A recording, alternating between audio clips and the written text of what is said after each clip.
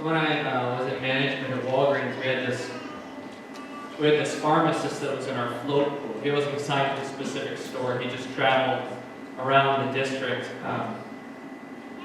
And he was an interesting guy. He was always canned, which I didn't understand because he was always working. See, he would work a full shift, 8-10 hours in our store, and then he'd pick up an overnight shift somewhere, and he'd travel over there, and he'd work that shift. And he told the story to us that oftentimes he would take vacation time and then fly to another corporate store district, like Las Vegas always needed pharmacists. So he'd take vacation time in Spokane, fly to Las Vegas, work day shifts, work night shifts, and then fly back and work his normal shift. And I was like, how do you do that? And then one time, I kid you not, he showed me his tax return. He'd made $350,000 in the previous year. In case you don't know, that's a lot for a pharmacist, particularly a retail pharmacist, because they usually they kind of, frankly, just count pills. So when he showed me that, I was just astonished, because he was making all of this overtime. And I never knew how he did it. He was a legend in the stores. Everybody was like, oh, Jeff is here. That guy's the man. I never knew how he did it until my friend was the district loss prevention manager. And that should tell you about how Walgreens views human resources. The human resources manager is also the loss prevention supervisor. He called me one time and he said, yeah, Jeff's no longer available in the float pool. Okay, that's good to know. So Jeff and I, or Larry, the loss prevention guy, we went and got a beer. Larry says he'd been watching Jeff come into stores to work the overnight. Jeff would go and find a spot just out of the view of the cameras and lay down in between the aisles of pharmaceuticals and just take a snooze. So Larry got wise to this and he added a couple more hidden cameras. And Jeff shows up for his shift, looks around, things quiet down about midnight, goes back for a snooze, and then Larry wheels into the store, comes back into the pharmacy, and gets right up next to his face, taps him on the forehead twice, and says, I think you need to go. It's been a busy, exciting, scary, and confusing roller coaster week for the disciples. No wonder they had sleepy eyes. They'd been working all over the place. Nobody knew how they did it. They just needed to see the inside of their eyelids, even just for a little bit. Who knows if Peter, James, and John had gotten any shut-eye since they'd come from the Sermon on the Mount. It's been a busy road since then. Who knows if they'd gotten any sleep since just a chapter previous to this, when Jesus said it's time to stay awake, because the last day is coming near in Mark chapter 13. Maybe they had taken that quite literally, and so they got a bunch of primal Red Bulls and tried to stay awake, because they knew the last days were coming.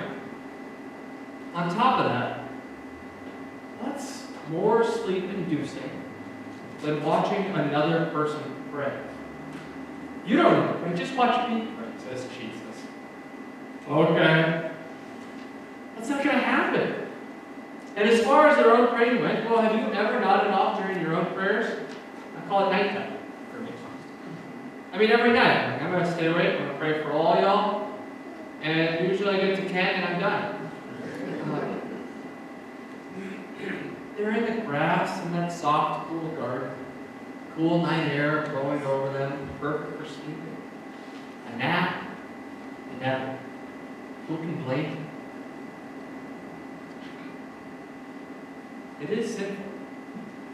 Hard to believe, but it's sinful that they didn't do just as their Lord had told them.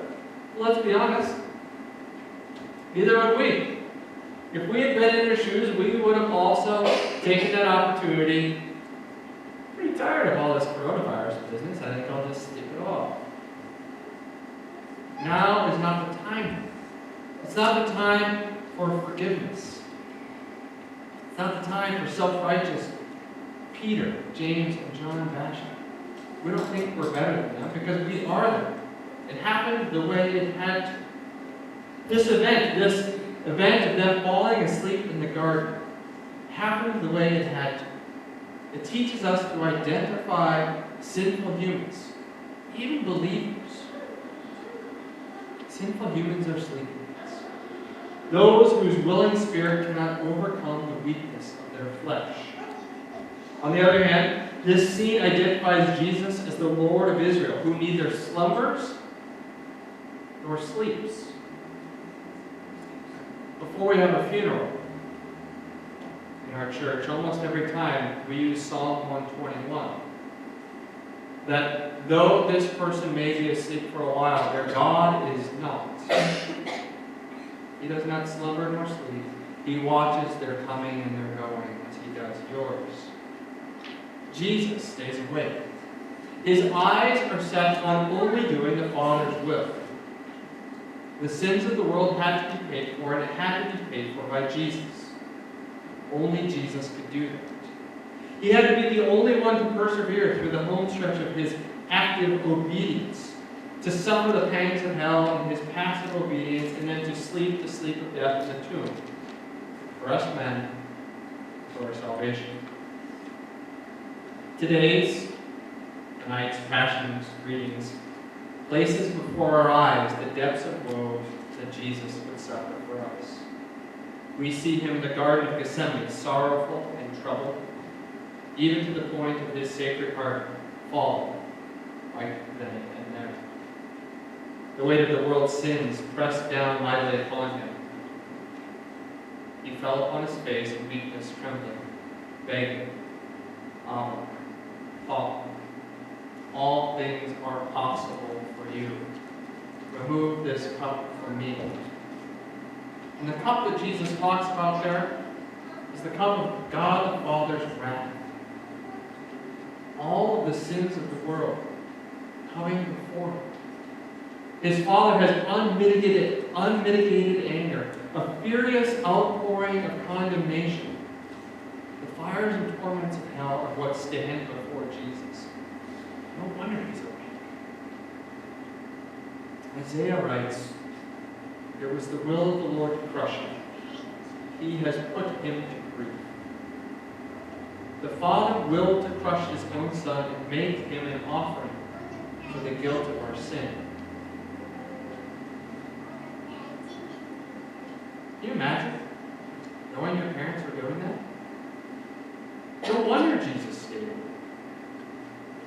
He had something to work through. Those of us who are parents cannot even begin to wrap our minds around how the Father could love us sinners enough to pour out his wrath against his own Son, nor could we understand how the Father would allow that to happen to his Son. These are complicating things. It torments us to see our own children suffer. How could God kill his Son? We must receive this news with awe, with trepidation, with thankfulness that the Lord has saved us from our sins. And as hard as it is, we trust God's word, which says that his good and gracious will is to love us by sacrificing his one and only Son. The Father eternally loves his Son. And Isaiah's prophecy did not stop with the death of Jesus. It pointed forward to Easter, which makes this whole thing hold together. It's the only way that we can believe the Christian story. That God would give up his Son. The only way we can believe in this is because of the Easter story, when Jesus appears to the disciples. And they gazed upon him, and they saw his living eyes. And they heard Jesus say, "Peace be with you." And when he said this, their eyes looked upon his hands, his side, and then the disciples were glad when they saw the Lord. His hands speak God's good will toward you. Because of his hands, God says, "Peace be with you." Church, in this moment, there's chaos. The NBA's been canceled. NCAA tournaments are meeting. We're worried about testing. We're worried about whether or not we can pay our employees. We're worried. There's chaos right now. And it's Lent. This season operates as a sort of 2-minute drill. A time before the end. When we fix our eyes upon Jesus.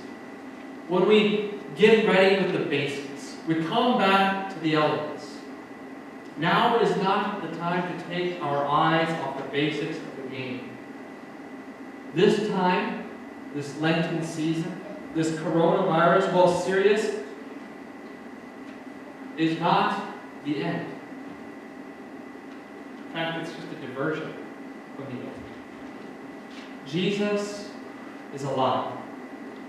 So let us be awake and have our things together so that we may greet him when he appears in the world.